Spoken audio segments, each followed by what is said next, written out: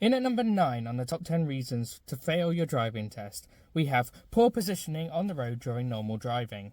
But what is it that you need to do to make sure that you don't fail for this reason? Well, you must be able to position the car correctly for your intended route. You must be able to position the car in the middle of the marked lanes and only change lanes when necessary. What are some examples of why people fail the driving test for this reason? Let's take a look. First of all, we have repeatedly driving too close to the curb or the centre of the road. So for example, if you are driving on your driving test repeatedly too close to the curb to the point that you are putting pedestrians at risk, then this is a reason you'll fail your driving test. Similarly, if you are driving too close to the centre of the road and you are putting oncoming drivers at risk, this is also a reason you'll fail your driving test.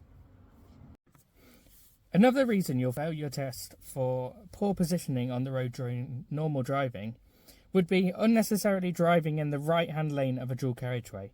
So when you drive on a dual carriageway, you should always be driving in the left-hand lane unless you have a reason to be in the right lane. So if you are overtaking, if you are moving over to let people join the dual carriageway, or if you are turning right. The rest of the time, you should be driving in that left lane. So if you are driving in that right lane for an unnecessarily long amount of time, then you are going to fail your driving test.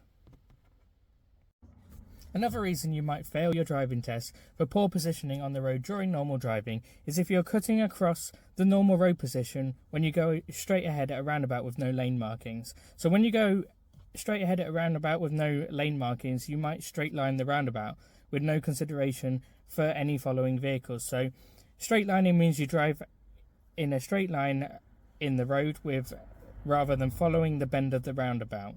Okay, so you just go in a straight line, straight across. Don't think about the fact that, there could be some lanes on that roundabout, even though there's no markings on there. You just literally go in a straight line, not thinking about anybody behind you.